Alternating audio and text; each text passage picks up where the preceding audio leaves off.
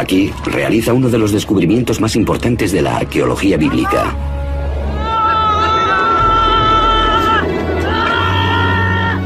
De las profundidades arenosas aparece un monumento real tallado en la piedra.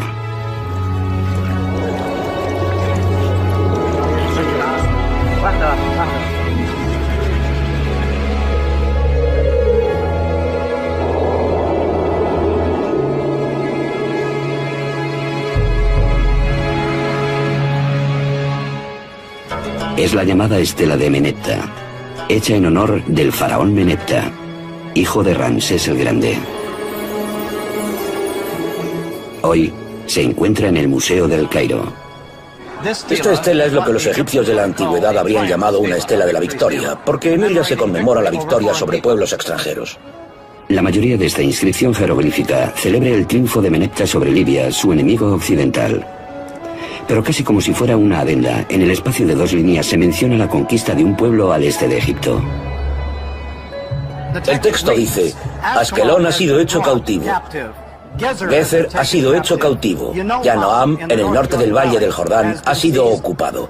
Hemos despedazado Israel, su semilla ya no existe.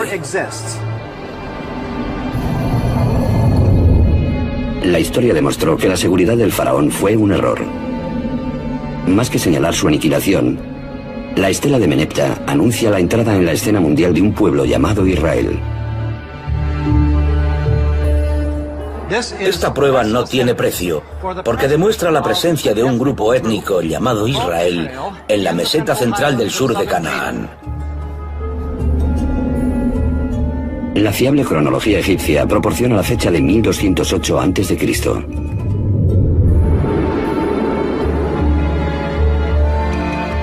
La estela de Menepta es una prueba fehaciente de que hace 3000 años un pueblo llamado israelita vivía en Canaán, el territorio que hoy comprende Israel y los territorios de la Autoridad Palestina.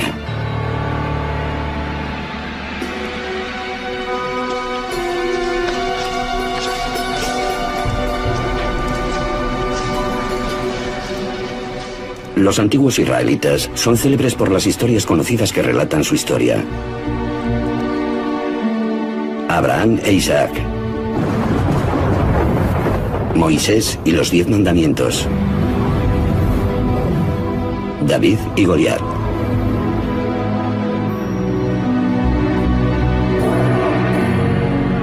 Fueron los primeros israelitas quienes redactaron la Biblia.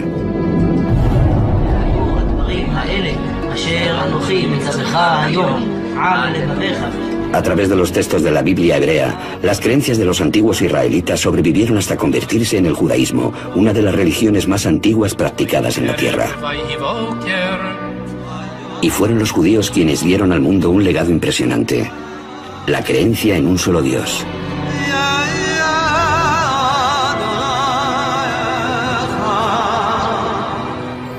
Esta fe se convertiría en la base de otras 2 grandes religiones monoteístas: el cristianismo y el islam.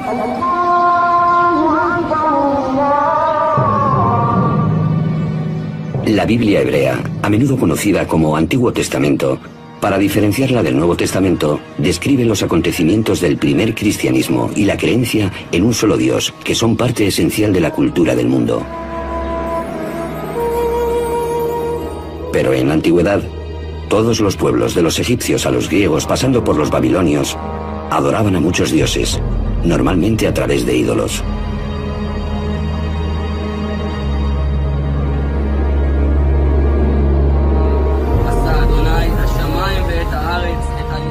¿Cómo fue que los israelitas, de entre todos aquellos pueblos, descubrieron el concepto de un solo Dios? ¿Cómo se les ocurrió una idea que transformaría el mundo tan profundamente? Ahora, los arqueólogos y los expertos bíblicos están alcanzando una nueva síntesis que promete revelar no solo nuevos descubrimientos históricos, sino también el significado profundo de lo que los autores de la Biblia querían comunicar. Comienzan cavando en la tierra y en la Biblia. No nos podemos permitir ignorar los textos bíblicos, sobre todo si podemos aislar un resquicio de verdad entre todos los cuentos y además tenemos las pruebas arqueológicas para ello. ¿Qué ocurre cuando ambos, texto y artefacto, apuntan en la misma dirección? Entonces estamos pisando terreno históricamente firme.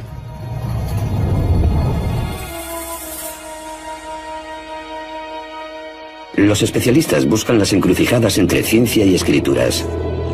La más antigua es la estela de la victoria del faraón Menepta del año 1208 a.C.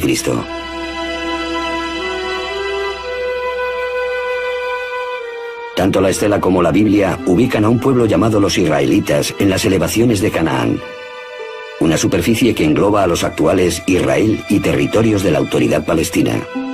Es aquí, entre dos de los mayores imperios de la historia, donde comenzó la historia de Israel. La Biblia hebrea está llena de historias sobre los orígenes de Israel. La primera es la de Abraham, que emigra con su familia desde Mesopotamia para dirigirse a la tierra prometida, Canaán. El Señor le dijo a Abraham: sal de tu tierra y de tu parentela y de la casa de tu padre, y ve a la tierra que te mostraré. Yo haré de ti una gran nación, y bendeciré y engrandeceré tu nombre. Serás bendecido. Génesis 12, 1 y 2. Según la Biblia, esta promesa funda la alianza, un contrato sagrado entre Dios y Abraham. Para señalar la alianza, Abraham y los varones de su familia son circuncidados. Sus descendientes serán el pueblo elegido de Dios. Serán fértiles, se multiplicarán y habitarán toda la tierra que hay entre Egipto y Mesopotamia. A cambio, Abraham y su pueblo, que se convertirán en israelitas, deberán adorar a un solo Dios.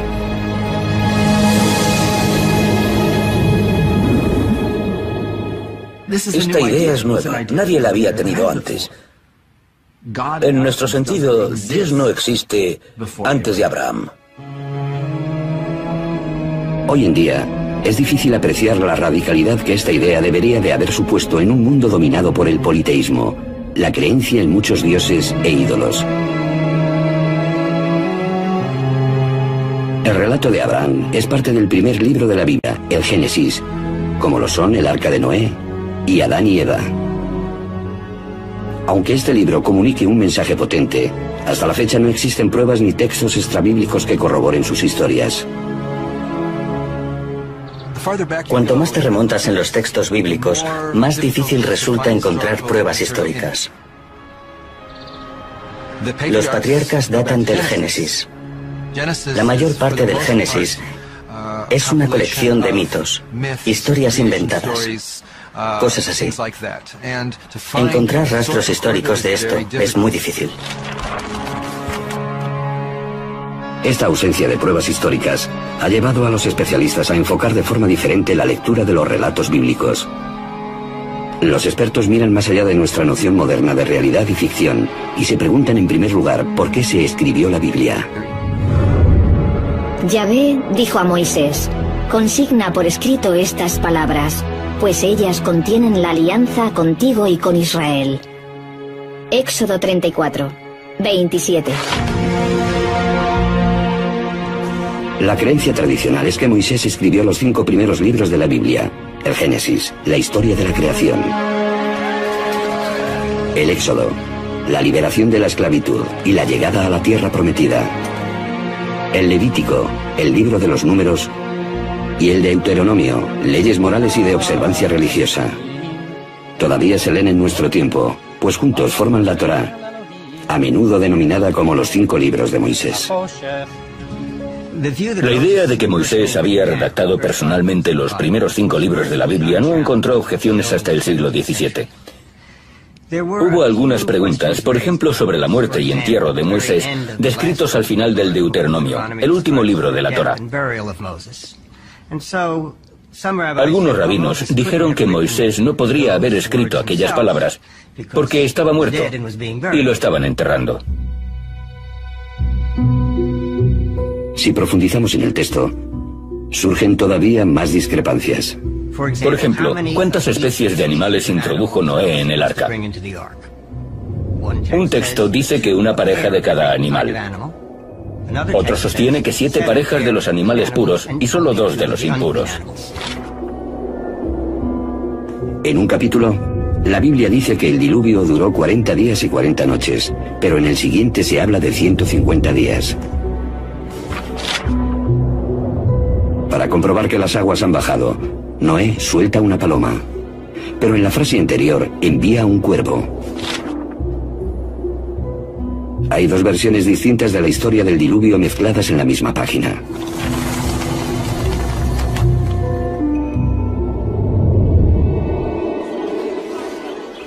Muchas discrepancias así se repiten a lo largo de las páginas de la Biblia, algo que sugiere que fue redactada por más de una persona.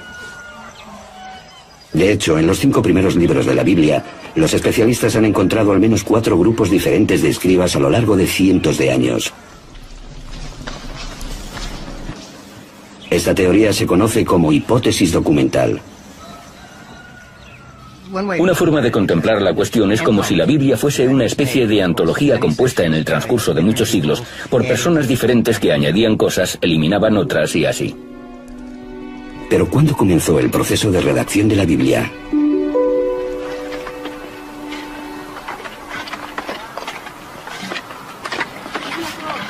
Tel Zayit es un pequeño yacimiento en la linde suroccidental del antiguo Israel que data de los tiempos bíblicos. Desde 1999, Ron Tapi ha estado trabajando aquí. Era el último día de lo que había sido un típico día de excavación. Mientras estaba haciendo unas fotografías panorámicas desde la grúa, un voluntario informó a su supervisor de que pensaba que había visto unas marcas interesantes, unos arañazos que probablemente fuesen letras talladas en la piedra. ¿Dónde, aquí? Las letras serían un hallazgo raro. Cuando Tapi se arrodilló para ver las marcas, se llevó la sorpresa de su vida. Me agaché e inmediatamente vi unas letras muy claras y diferenciadas.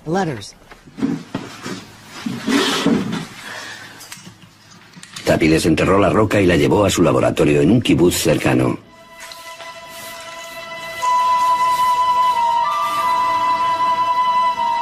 Fue entonces cuando se dio cuenta de que se trataba de algo más que una simple inscripción. Aleph, Bet, Gimel, Dalet. Me percaté de que esta inscripción era un alfabeto. Esto es, no una historia, sino las letras del alfabeto semítico escritas en el orden correcto. Nun, Pei y Ain son difíciles de leer, pero también están. Esta escritura es una forma antigua del alfabeto hebreo. Lo que encontraron no eran 2 o 3 palabras talladas de forma casual, sino el alfabeto completo. Todo indica que es el antepasado de la caligrafía hebrea.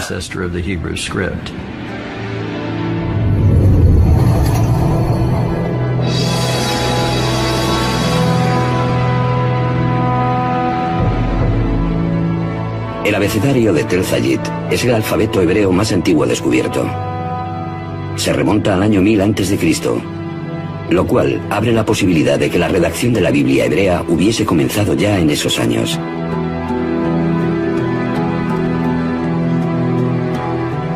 Para descubrir el texto más antiguo de la Biblia, los especialistas examinan la ortografía, gramática y vocabulario hebreos. La Biblia hebrea es un conjunto de textos escritos a lo largo de más de 1000 años. Como le hubiese pasado a cualquier otra lengua, el hebreo cambió de forma natural en el transcurso de esos años. Los expertos estudian la Biblia en hebreo original en busca del idioma más arcaico y por tanto los pasajes más antiguos. Lo encuentran en el Éxodo, el segundo libro de la Biblia.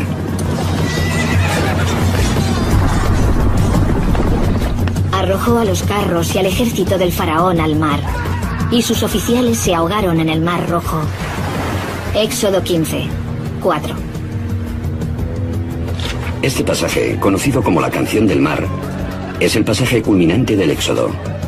La historia de la esclavitud de los israelitas en Egipto y cómo Moisés los llevó a la libertad. En toda la Biblia, ningún acontecimiento recibe más menciones que el Éxodo. Con el desarrollo de la escritura hebrea antigua, la canción del mar podría haber sido redactada alrededor del año 1000 a.C., la época del alfabeto descubierto por Tapi. Pero seguramente el fragmento se recitaba como poema mucho antes de los comienzos del hebreo escrito. Es muy posible que fuese un tipo de cuento contado en verso que la gente recitaba alrededor del fuego. Igual que normalmente nuestros poemas son más fáciles de recordar que la prosa. Pensamos que la poesía se transmitía oralmente de unas personas a otras, mucho antes de que comenzasen a ponerlas por escrito. Debido a que los versos del Éxodo son tan antiguos, ¿es posible que la historia posea referentes históricos?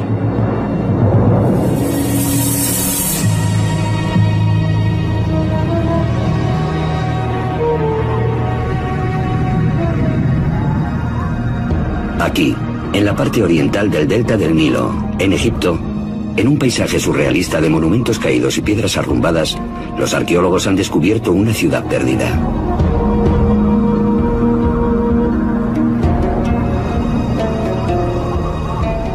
Inscrito en los monumentos de todo el conjunto, se halla el nombre de Ramsés II, uno de los gobernantes egipcios más poderosos. Ramsés es conocido como el faraón del Éxodo. Los textos egipcios antiguos denominan a esta ciudad Pi-Ramsés o Casa de Ramsés, un nombre reiterado en la historia bíblica del Éxodo. El único elemento específico mencionado en el Éxodo que podemos conectar con materiales no bíblicos son las ciudades que los hebreos tuvieron que construir y que se llaman Pitón y Ramsés. Los especialistas están de acuerdo en que la ciudad bíblica de Ramsés es la antigua ciudad egipcia Pi-Ramsés. Sus ruinas actuales están en Tanis. La mayoría de los egiptólogos han identificado Pi-Ramsés, la ciudad erigida por Ramsés, con Tanis, debido a la abundancia de monumentos dedicados a Ramsés. Esta concordancia entre la arqueología y la Biblia proporciona el marco temporal del Éxodo, que no podría haber sucedido antes de que Ramsés se convirtiese en rey alrededor del año 1275 a.C., y tampoco podría haber tenido lugar después de 1208 a.C., cuando la estela del faraón Menepta, el hijo de Ramsés, ubica a los israelitas en Canaán. La Biblia dice que los israelitas abandonaron Egipto en masa, 600.000 hombres con sus familias, y después merodearon por el desierto durante 40 años. Pero incluso si damos por hecho que la Biblia exagera, tras 100 años de búsqueda, los arqueólogos todavía no han encontrado pruebas de una migración que pueda vincularse al relato del Éxodo. Ningún yacimiento nos da información alguna sobre la ruta del pueblo a la deriva a través de la naturaleza. Simplemente no hay pruebas del Éxodo en ningún sitio. Tras el Éxodo, la Biblia dice que finalmente Dios llevó a los israelitas a la tierra prometida, Canaán. La arqueología y las fuentes extrabíblicas revelan que Canaán estaba formado por un conjunto de ciudades-estado bien fortificadas, cada una con su propio rey, que servían a Egipto y a su faraón. Los cananitas fueron una cultura próspera de Oriente Próximo durante miles de años que adoraba a muchos dioses a través de ídolos.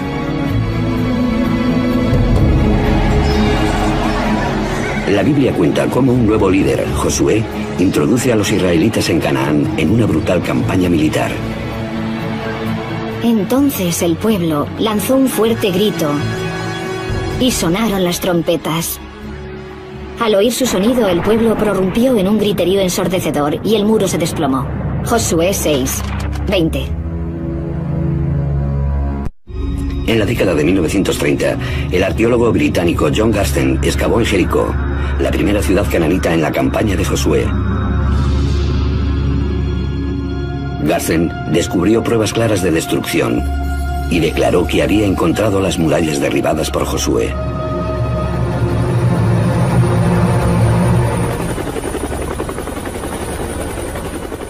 También existen indicios de destrucción en Hazor, descrita por la Biblia como la mayor ciudad cananita.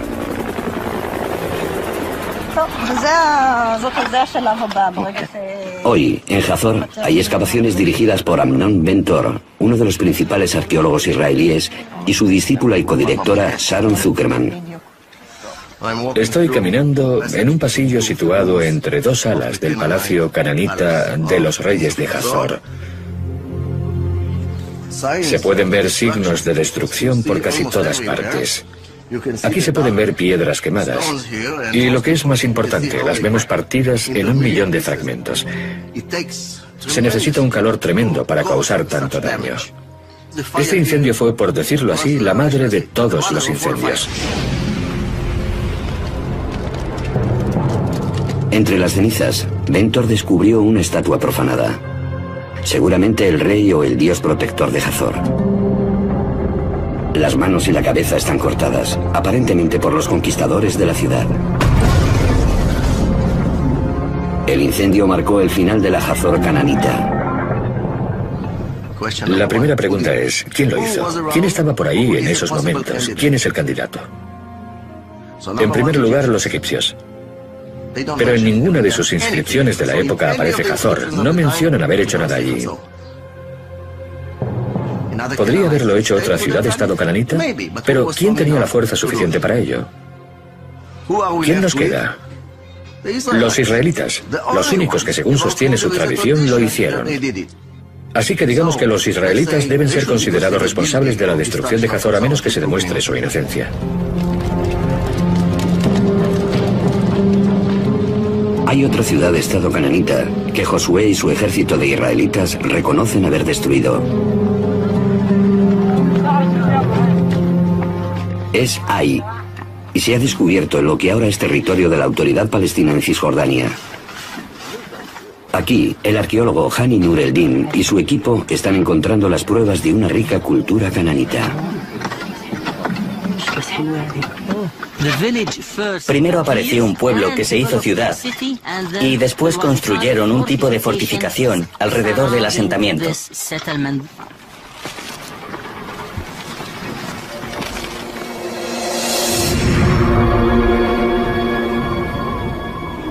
Estos montones de piedras fueron una vez un palacio y templos magníficos que después se destruyeron.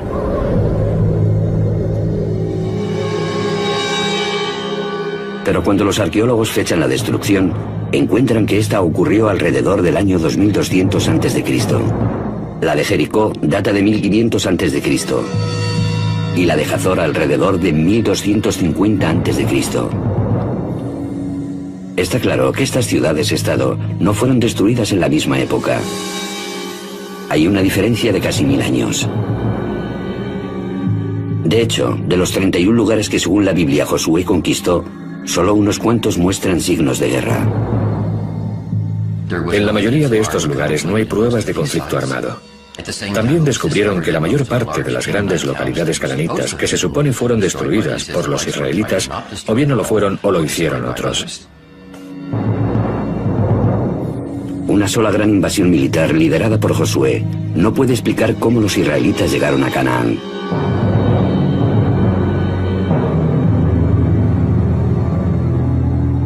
Pero la destrucción de Hazor sí coincide con el momento en que la estela de Menepta ubica a los israelitas en Canaán. Así que, ¿quién destruyó Hazor? Amnon Ben-Tor todavía cree que los israelitas destruyeron la ciudad. Pero su codirectora, Sharon Zuckerman, no piensa lo mismo. El último acto de destrucción consistió en la mutilación de las estatuas de reyes y dioses.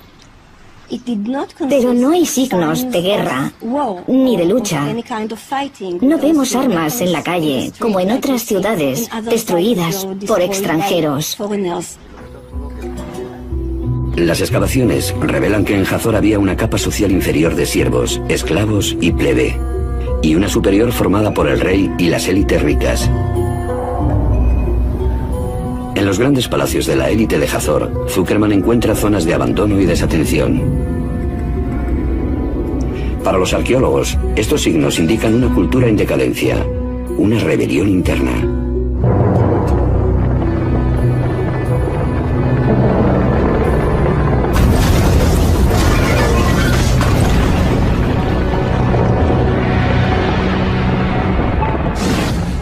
No descartaría la posibilidad de una revuelta interna de los cananitas de Hazor, un alzamiento contra las élites que gobernaban la ciudad. De hecho, el sistema cananita de ciudades-estado se vino abajo, incluso en Hazor y Jericó. La arqueología y los textos antiguos muestran con claridad que este fue el resultado de un largo periodo de declive y turbulencias que se extendió a Mesopotamia, la región del mar Egeo y el imperio egipcio alrededor del año 1200 a.C.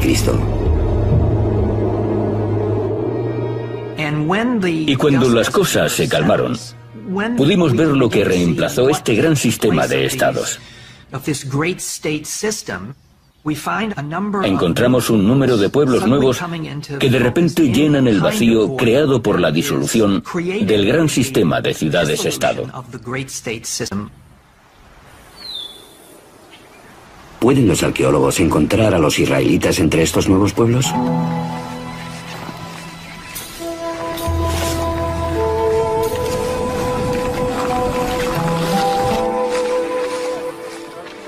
En la década de 1970, los arqueólogos comenzaron a hacer estudios extensos en la zona elevada central de Canaán, que hoy se encuentra en el territorio de la Autoridad Palestina en Cisjordania.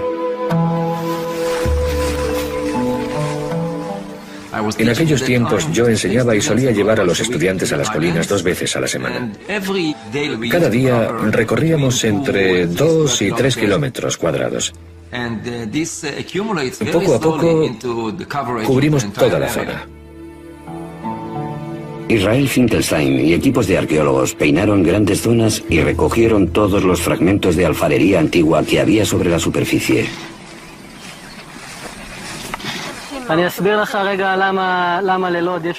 Durante 7 años recorrió 600 kilómetros cuadrados clasificando las piezas de barro y marcando sobre un mapa los lugares donde las encontraron. Al principio, los puntos del mapa no me decían nada, pero después, poco a poco, comencé a vislumbrar un tipo de fenómeno, regularidades.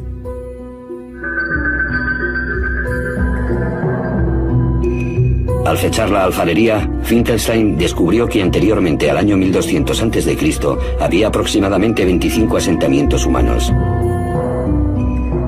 Calculó que la población total sería de entre 3.000 y 5.000 habitantes. Pero justo 200 años después, se produce un aumento espectacular de la población y los asentamientos. Cuando se produce esta revolución demográfica y la población crece sin parar, encontramos unos 250 asentamientos. La población se multiplicó por 10 hasta 45.000 personas más o menos. Este fenómeno no puede explicarse como fruto del crecimiento vegetativo normal. Un ritmo así es imposible en la antigüedad.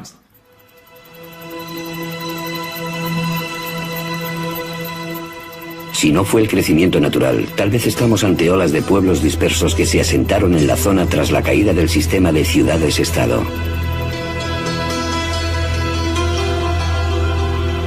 Entonces, descubrimos indicios de una nueva cultura. Un tipo distinto de vivienda nunca visto antes en el lugar exacto donde tanto la estela de Menepta como la Biblia ubican a los israelitas.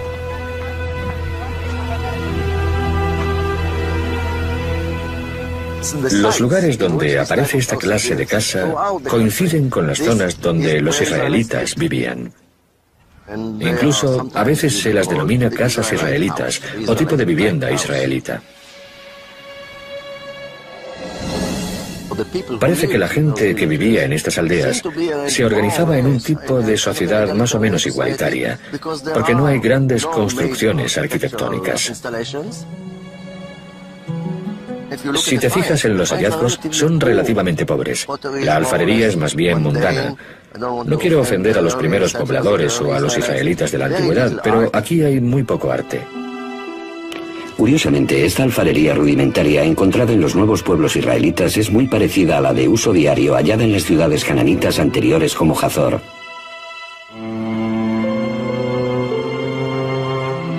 De hecho, la casa israelita es la única diferencia.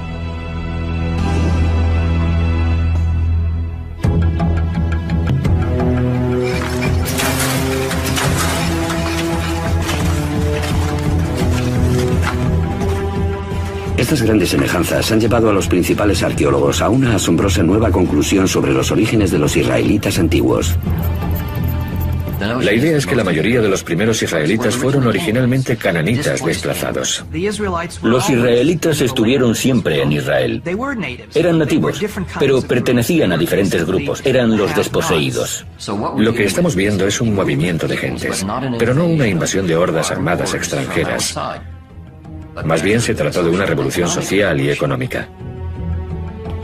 Los textos antiguos describen cómo los gobernantes egipcios y sus vasallos, los reyes cananitas, sobrecargan a las clases bajas de Canaán con impuestos e incluso esclavitud. Una nueva y radical teoría basada en la arqueología apunta a lo que ocurrió después.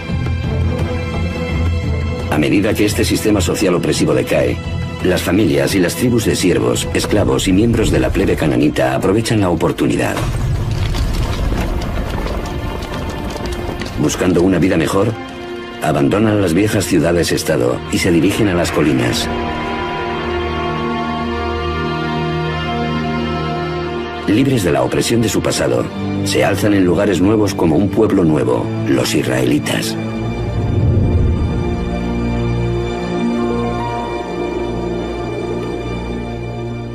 En los textos figura una historia de los israelitas como un pueblo llegado de fuera que cercó las ciudades cananitas, las destruyó y después se convirtió en una nación en la tierra de Canaán. Sin embargo, la arqueología nos cuenta una historia contraria. Según la arqueología, el nacimiento de Israel es una consecuencia y no la causa del hundimiento de la sociedad cananita. La arqueología revela que los israelitas fueron originariamente cananitas.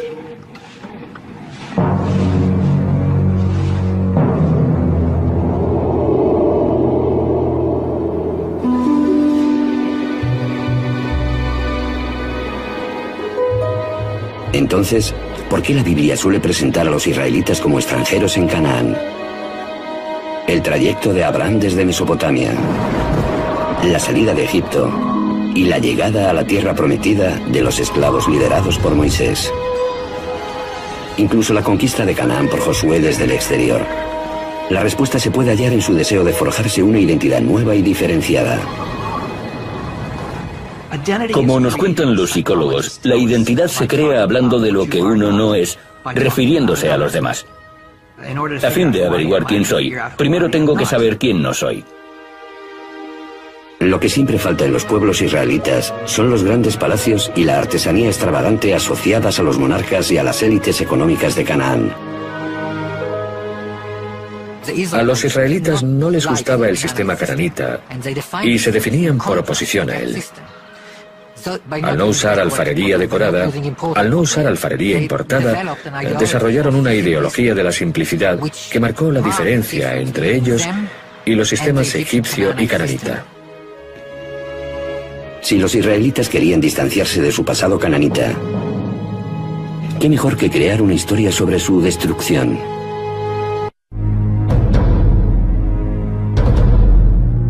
Pero las historias de Abraham, el éxodo y la conquista tienen otro propósito.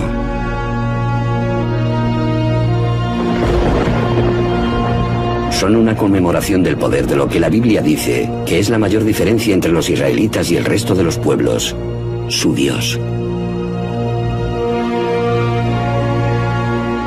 En el judaísmo posterior, el nombre de Dios se considera tan sagrado que ni siquiera se puede pronunciar. No sabemos exactamente lo que significa y tampoco cómo se pronunciaba. Pero parece ser el nombre personal del Dios de Israel. De modo que de alguna manera su título es Dios y su nombre era estas 4 palabras. En inglés y español son YHWH. Pensamos que probablemente se pronunciaba Yahweh o algo así. Pero Yahweh solo aparece en la Biblia hebrea. Su nombre no se encuentra en los textos o historias cananitas. Así que, ¿dónde encontraron los israelitas a su Dios?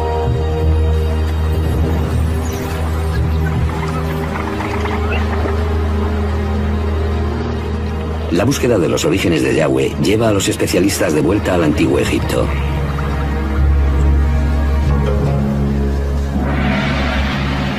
Aquí, en la ciudad real de Karnak, durante más de 1000 años los faraones festejaban su poder con estatuas, obeliscos y murales tallados sobre las paredes de los templos.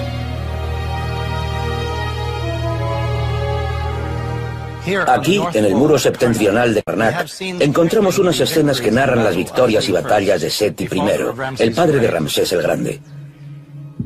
Aquí Seti conmemora una de sus grandes victorias sobre los Shasu.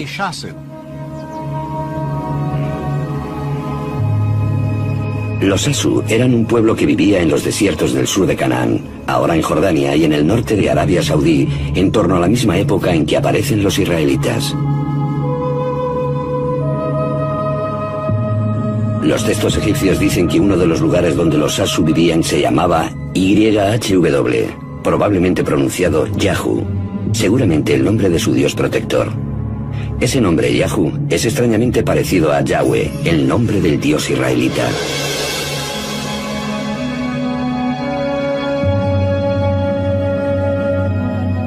En la Biblia, el lugar donde vivían los Shasu se denomina Madián. Fue aquí, antes del Éxodo, donde la Biblia nos cuenta que Moisés encontró a Yahweh en la forma de una zarza ardiente. No te acerques.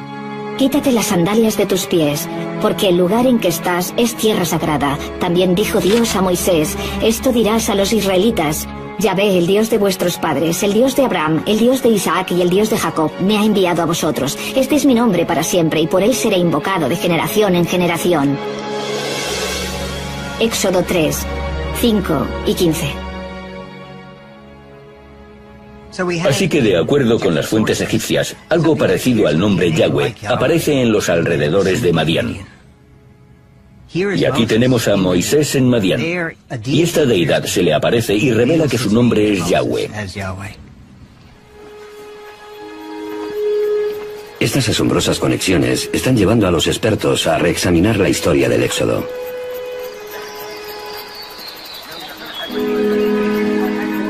Aunque no hay pruebas de una migración masiva, algunos creen que un pequeño grupo sí que escapó de Egipto. Sin embargo, no eran israelitas, sino más bien esclavos cananitas. En su viaje de vuelta a Canaán, pasaron por Madián, donde las historias de Yahu, el dios de los Shasu, les inspiraron. Probablemente hubo un grupo que huyó de Egipto y tuvo algún tipo de experiencia divina. Seguramente fue un grupo muy pequeño demográficamente, pero fue importante, al menos desde el punto de vista de las ideas.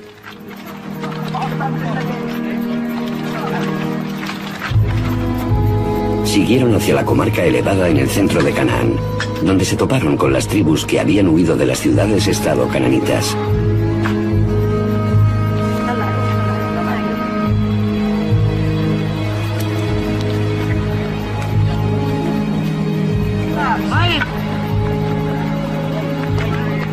Su mensaje de redención resuena bien en esta sociedad igualitaria que comenzó a surgir. Los esclavos liberados atribuyen su libertad al Dios que conocieron en Madián y que ahora denominan Yahvé. Propagaron la idea de un Dios que representaba la libertad, la liberación de la gente que se quedaba con el fruto de su trabajo. Este era el mensaje tan poderoso que unió a esta gente y les dio una nueva identidad. La identidad de los israelitas. Una combinación de cananitas desposeídos, esclavos huidos de Egipto e incluso nómadas que se hacen sedentarios. La Biblia los denomina una variada multitud. De acuerdo con la Biblia hebrea, el primer Israel fue un batiburrillo, como sabemos hoy. Pero toda esta gente está unida por una nueva visión. Creo que el espíritu revolucionario está allí desde el principio. Tal vez el pueblo elegido fue el pueblo que eligió ser libre. Su historia de huida, al principio transmitida oralmente y por la poesía, les ayudó a forjarse una identidad entre las distintas tribus. Después, cuando la escribieron, se convertiría en el tema central de la Biblia, el Éxodo y el cumplimiento divino. Un Dios que cumple y que procede de Madián, exactamente donde la Biblia indica que fue adoptado por los israelitas y que representa su tránsito de la esclavitud a la libertad.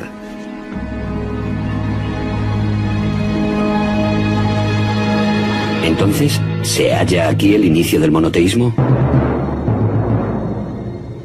La idea común sobre lo que diferenciaba a los antiguos israelitas de sus vecinos es que estos adoraban a muchos dioses y diosas diferentes, mientras que los israelitas adoraban a un solo Dios verdadero. Pero no fue así.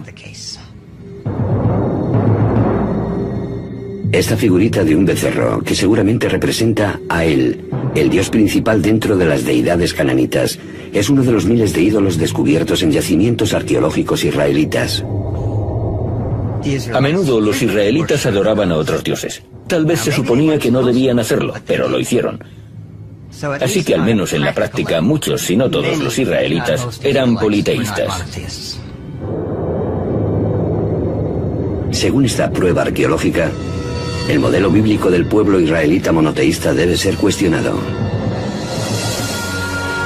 Sin embargo, las palabras, los pensamientos y las ideas tienen el poder de crear cosas. Al intentar definirse como un pueblo único que adoraba a un solo Dios, los redactores de la Biblia hebrea plantaron la semilla que después germinó y se convirtió en la base del monoteísmo practicado por las tres principales religiones de nuestra cultura actual. Fueran escritas por Moisés o por escribas, las historias del Antiguo Testamento están grabadas en los corazones de millones de personas que han encontrado en las palabras de la Biblia su fe y su consuelo.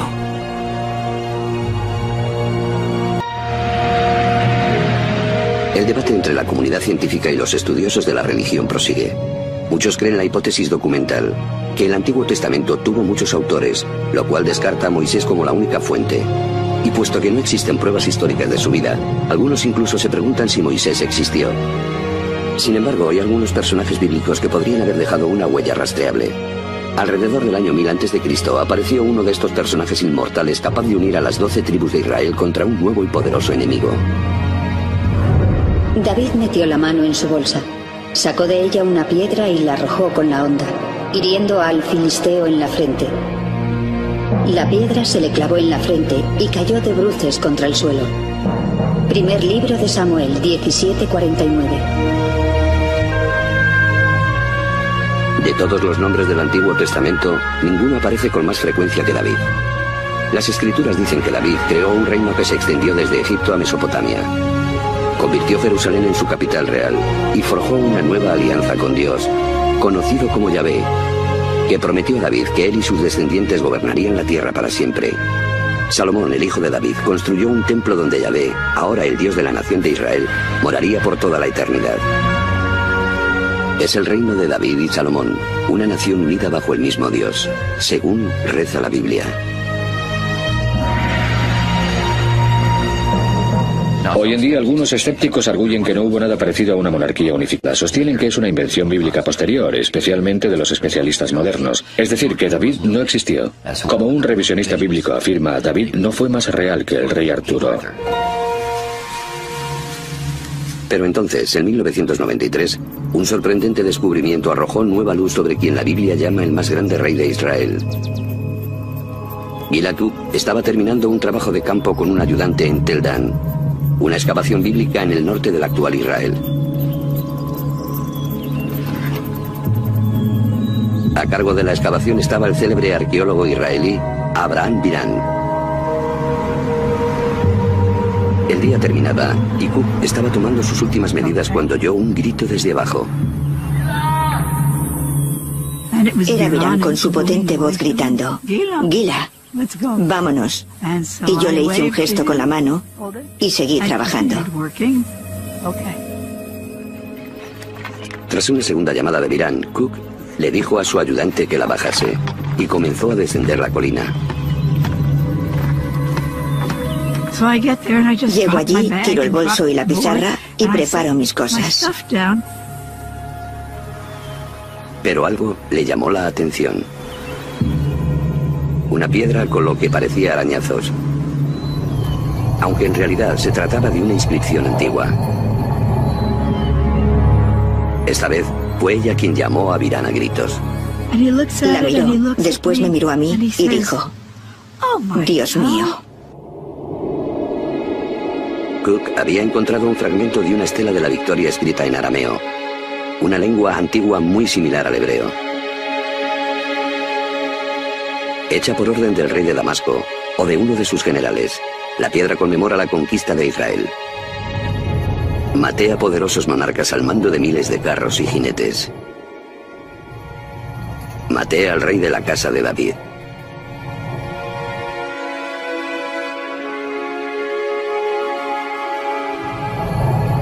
Esas palabras, la casa de David, convirtieron ese descubrimiento en un acontecimiento decisivo, pues constituyen una poderosa prueba de que David vivió en realidad.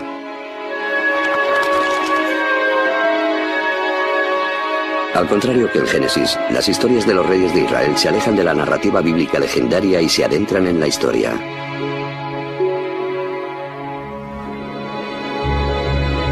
Cuando la cronología bíblica de los reyes de Israel se compara con las inscripciones históricas, como la estela de Tel Dan, estas pueden proporcionar a los historiadores fechas bastante fiables. El rey David es la primera figura bíblica cuya existencia ha sido confirmada por la arqueología.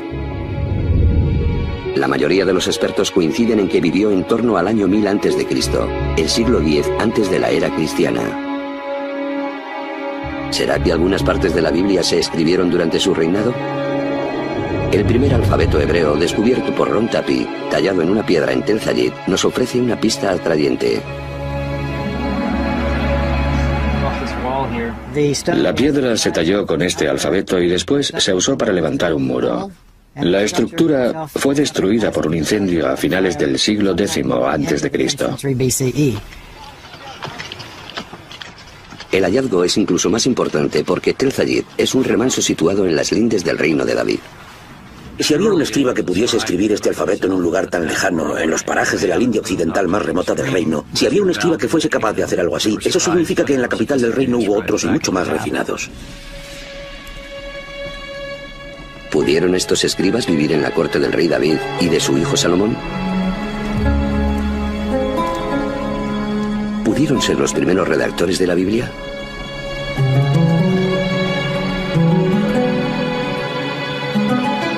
En el siglo XVIII, los especialistas alemanes revelaron un indicio sobre quién escribió la Biblia, oculto en dos nombres distintos de Dios. De acuerdo con una de las explicaciones, Abraham conocía a Dios por su nombre más íntimo y personal, que normalmente se pronuncia Yahweh, Yahvé.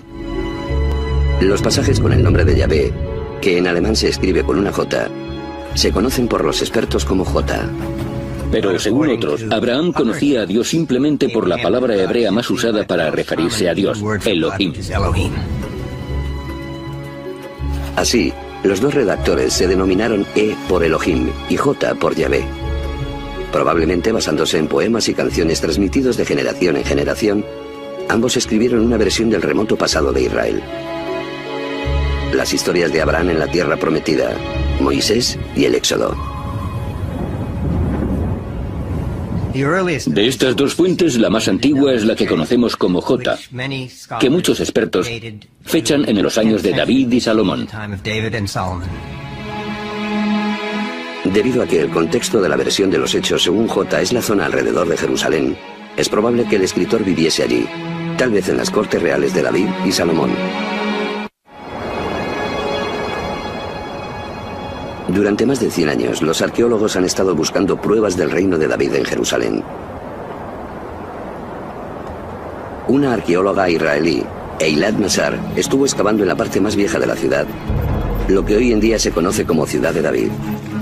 Pero debido a que esta zona había sido escenario de luchas, destruida y reconstruida a lo largo de miles de años, era muy improbable que allí sobreviviesen restos bíblicos.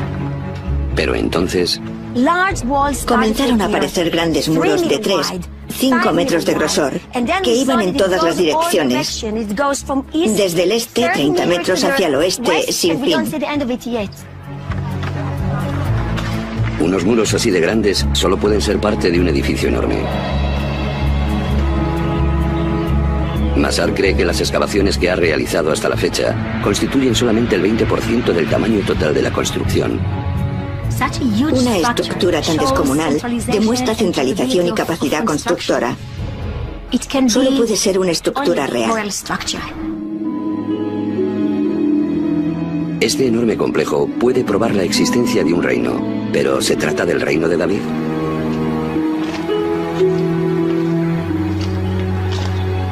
Para que estos muros fuesen los del Palacio de David, deberían remontarse a sus años de vida, alrededor del año 1000 a.C.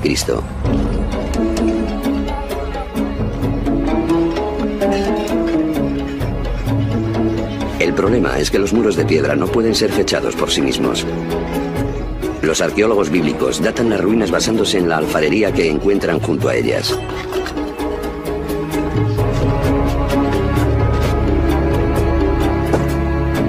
La datación según la alfarería descansa en dos ideas. La primera es que los estilos evolucionaron de forma uniforme a lo largo del tiempo. La segunda, que cuanto más profundas estén las muestras, más antiguas son. Si el estilo A proviene del estrato más profundo, entonces es anterior al estilo B, que se encuentra en un estrato superior.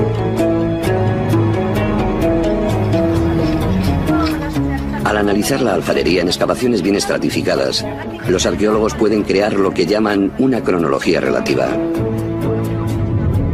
No obstante, esta cronología flota en el tiempo sin fechas fijas.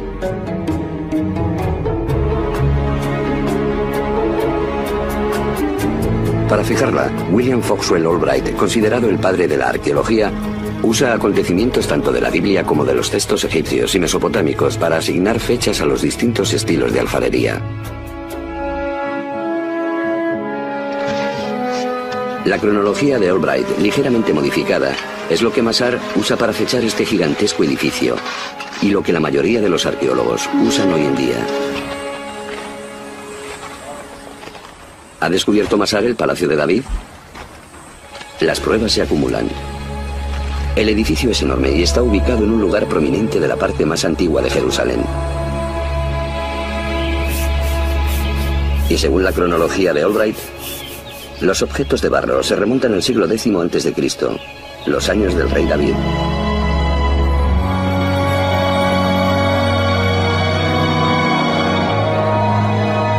Masar cree que ha encontrado el Palacio de David.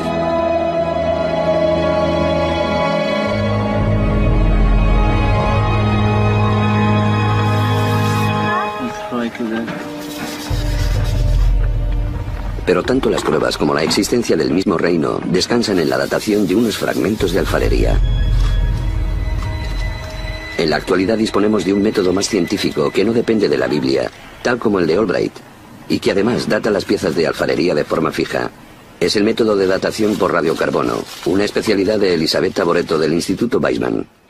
El primer paso es el trabajo de campo, que consiste en relacionar las muestras de materiales como huesos de aceitunas, semillas o tizones con el contexto arqueológico. Si una semilla de aceituna se encuentra en la misma capa que una pieza de alfarería, el carbono de la semilla puede usarse para datar la pieza de barro. Cuando la semilla muere, su carbono radioisótopo, carbono 14, se degrada a un ritmo regular a lo largo del tiempo, mientras que el carbono 12 no se pervierte. Midiendo la proporción de carbono 14 respecto del carbono 12, Boretto puede determinar la edad de la semilla, que a su vez puede usarse para averiguar la de la pieza de alfarería.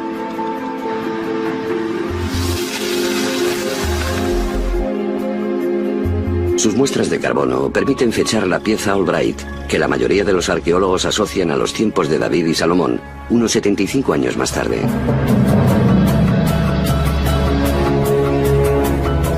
Para acontecimientos sucedidos hace tanto tiempo, esta diferencia puede parecer baladí. Pero si Boretto tiene razón, el Palacio de David de Masar y el alfabeto hebreo antiguo de Tapi tienen que ser datados de nuevo, lo cual los coloca en la época de los reyes menores Omri, Ahab o Acab, y su esposa, la odiada Jezabel, todos ellos adoradores del dios cananita Baal. Otros equipos han recogido muestras de carbono siguiendo el mismo método y con la misma meticulosidad. Según sus resultados, el Palacio de Masar y el alfabeto de Tapi se pueden fechar en el siglo X a.C., los tiempos de David y Salomón. ¿Cómo podemos explicar esta diferencia? El problema es que estas dataciones por el método carbono 14 tienen un error de más o menos 30 años, que es aproximadamente la diferencia entre los dos resultados. Las piezas de alfarería y el método del carbono no pueden por ellos mismos dilucidar si el reino de David y Salomón fue tan grande y próspero como lo describe la Biblia.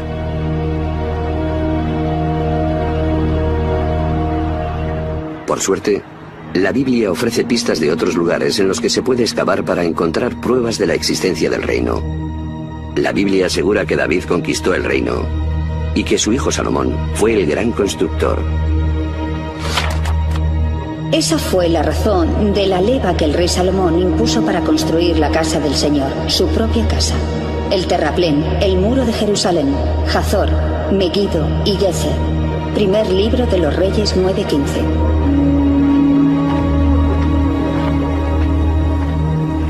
Aquí en Hazor, Amnon Ben-Tor, director de las excavaciones, cree que esto puede probar la campaña de construcciones llevada a cabo por Salomón. Los arqueólogos lo llaman una puerta de 6 cámaras, es decir, una gigantesca entrada fortificada con torres y garitas. El predecesor de Ben-Tor, Yigal Yadim, fue el primero en desenterrar este conjunto.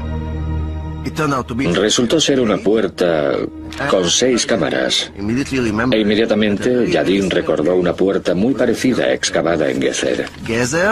Después, un equipo de la Universidad de Chicago descubrió esta puerta aquí en Megiddo.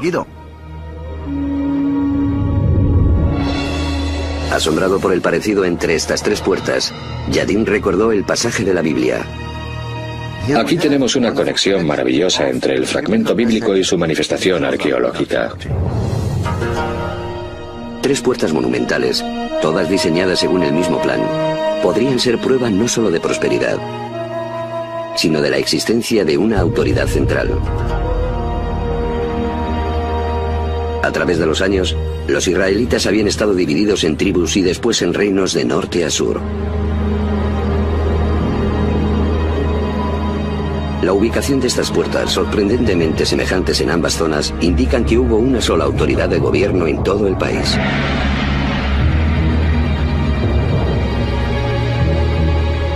Pero, ¿cómo podemos estar seguros de que este fue el reino de David y Salomón? La respuesta se encuentra en Egipto. La escena de decapitación que vemos en este muro conmemora una campaña militar comandada por el faraón Sisak, o Sesonk, el fundador de la 22ª dinastía de Egipto. En el 5º año del reinado de Roboam, Sisak, rey de Egipto, se alzó contra Jerusalén y se apoderó de los tesoros de la casa de Yahvé y de la casa del rey. Se apoderó de todo, incluso de los escudos de oro que había hecho Salomón. Primer libro de los Reyes 14, 25 y 26. La importancia de esta correspondencia, la de estas fechas, momentos específicos de la historia del antiguo Egipto que coinciden con la historia bíblica, es sorprendente y tenemos que tomarla en cuenta. Esta sorprendente coincidencia entre la historia bíblica y la del antiguo Egipto proporciona una fecha fiable de la muerte de Salomón. Según la rigurosa cronología egipcia, la campaña de Sisak se remonta al año 925 a.C. Y la Biblia dice que Salomón murió 5 años antes, es decir, en 930 a.C.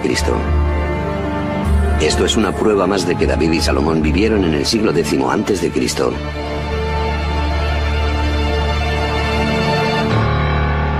Aunque ocultas en estos muros se encuentran más pruebas. Estos óvalos que representan a cautivos y murallas de ciudades son los lugares conquistados en Israel por el faraón Sisak. Uno de ellos es Gezer, donde los arqueólogos encontraron el sello de las construcciones salomónicas, una puerta de 6 cámaras. Bill Lever dirigió estas excavaciones a finales de la década de 1960. Aquí tenemos evidencias tangibles de una destrucción. Abajo se encuentran las piedras originales casi en el mismo lugar donde fueron colocadas, pero si miramos aquí nos damos cuenta de que están agrietadas. Incluso podemos ver dónde fueron quemadas por el calor y el gran incendio provocado aquí. Y arriba vemos que el fuego fue tan intenso que la piedra caliza se fundió y fluyó como si fuese lava. Esto es un conjunto de pruebas empíricas de una destrucción que podemos relacionar con la célebre campaña del faraón Sisak. Si la puerta fue destruida por Sisak en el año 925 a.C., entonces debieron de construirla en vida de Salomón, fallecido 5 años antes.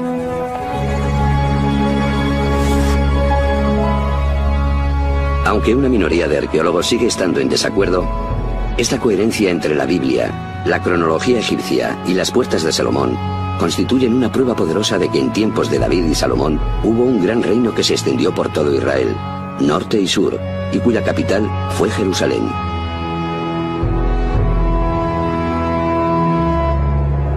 Pero esta ciudad fue más que un centro político, también fue un centro religioso. La magia de Jerusalén es la magia del templo. Un templo para el único Dios. La consecuencia de esto es que Jerusalén y su templo se alzan como símbolos no solo de la existencia de un solo Dios, sino del carácter único del pueblo judío.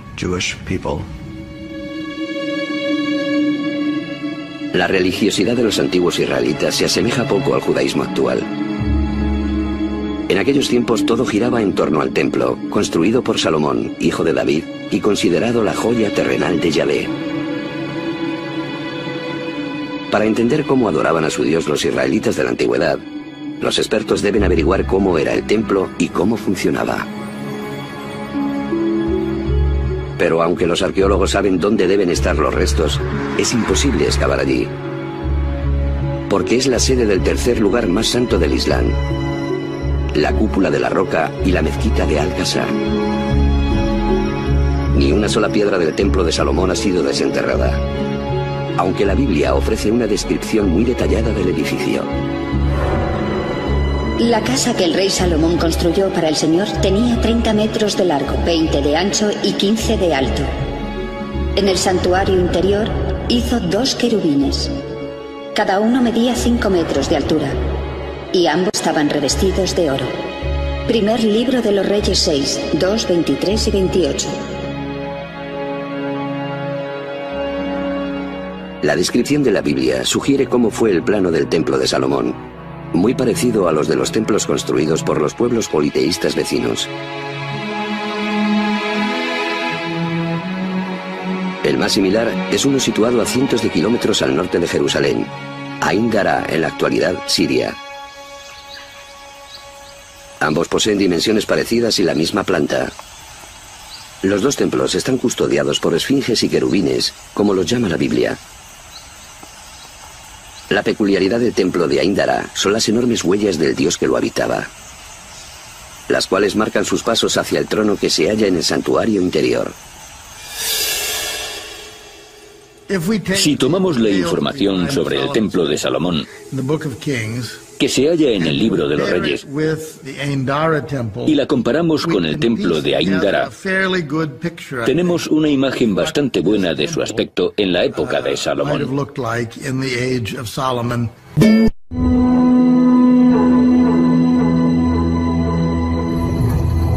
Ahora es posible reconstruir con algo de seguridad el templo de Salomón y cómo los israelitas adoraban a su Dios. En la entrada